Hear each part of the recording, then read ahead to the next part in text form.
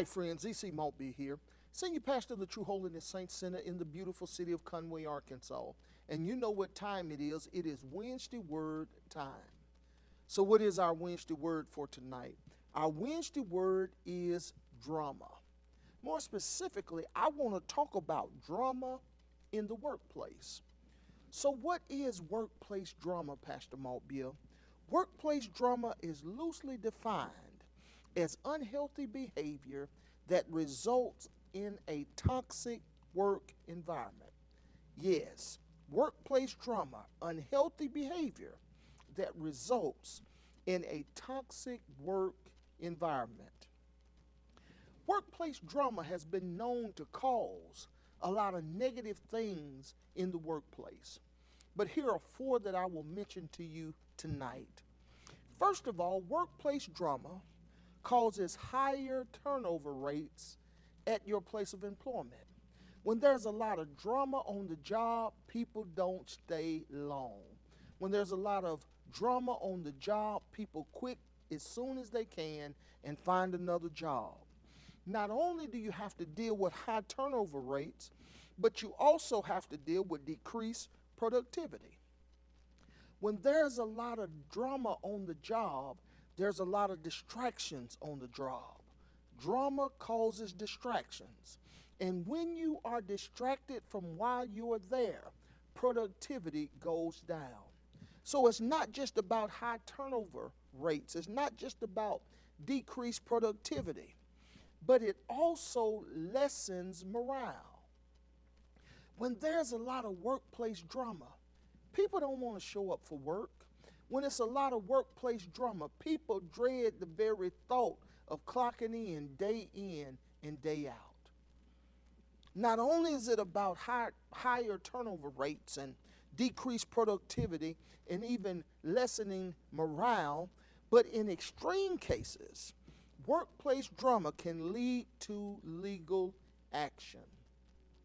Again, our Wednesday word is drama in the workplace. Unhealthy behavior that results in a toxic work environment. So here's what I want to do in a very short period of time tonight. I simply want to give you 3 ways to eliminate workplace drama. Yeah, 3 ways to eliminate workplace drama. The first way to eliminate workplace drama is never make a mountain out of a molehill. Many of us heard that old saying growing up, never make a mountain out of a molehill. In other words, if you, as an individual, want to prevent workplace drama, never over-exaggerate the importance of any given issue. Never over-exaggerate. Never make a mountain out of a molehill. Here's the rule of thumb. Never make a small issue a big problem. Yeah. On your job, in your home, in your organization, don't make mountains out of molehills. Never make a small issue a big problem. In fact, Solomon, the wisest man who ever lived, penned these words in Proverbs 17:9. He says, whoever would foster love covers over an offense, but whoever repeats the matter separates close friends.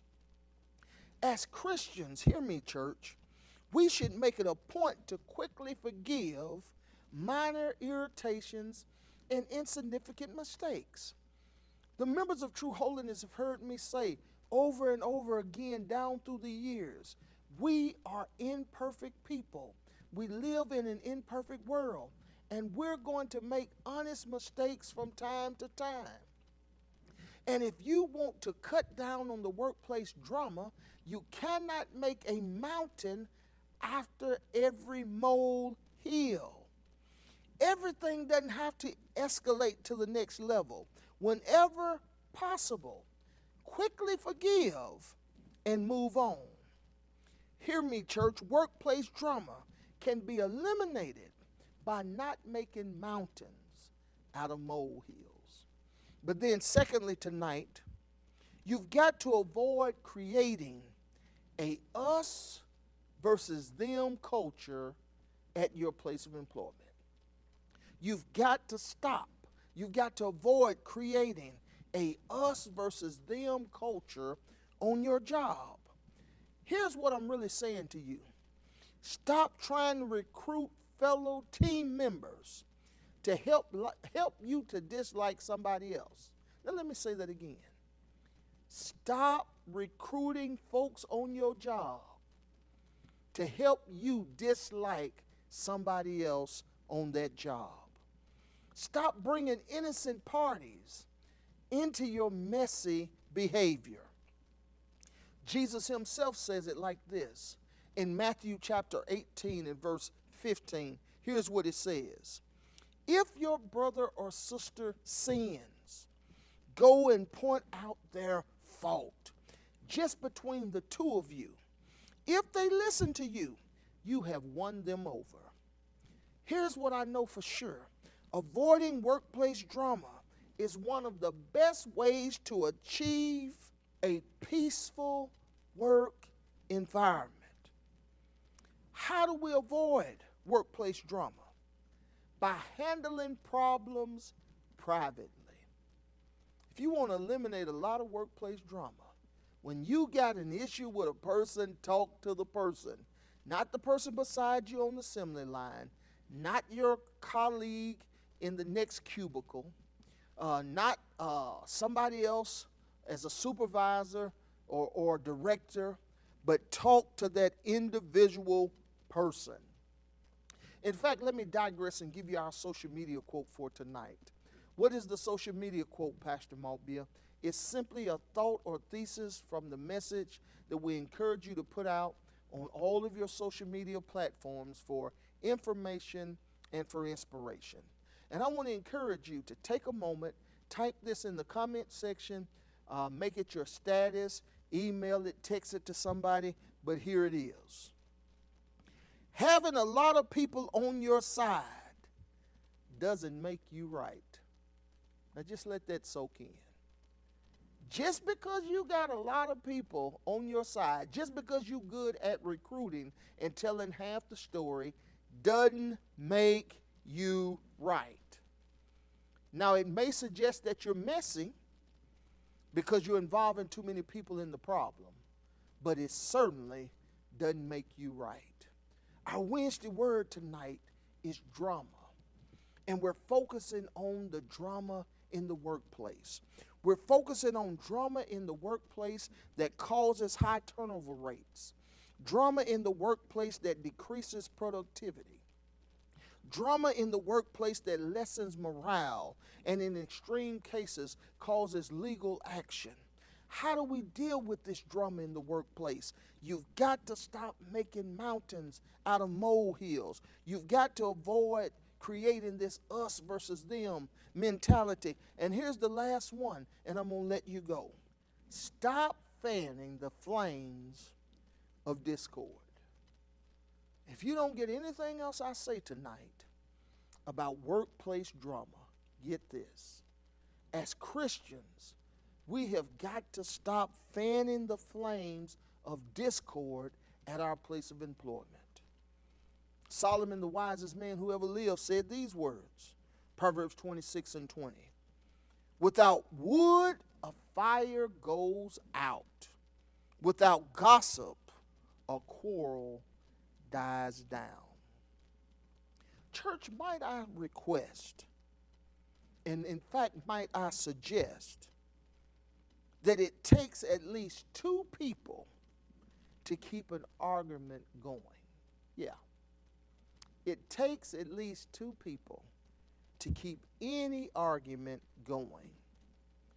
Because the less you engage, the less fuel someone has to continue toxic behavior. So maybe I ought to finish today by asking you a series of questions. Number one, are you adding fuel to the fire of workplace drama? How do you add fuel to the fire of workplace drama, Pastor Maltbia? It's a lot of ways, but here's a few to think about. Your tone of voice can add fuel to workplace drama. In fact, the Bible talks about that a soft answer or a soft tone turns away wrath. How's your tone when you're in conflict with someone? Another one is this: ignoring the concerns of a coworker or colleague when they present it to you in a non-combative form. Yeah.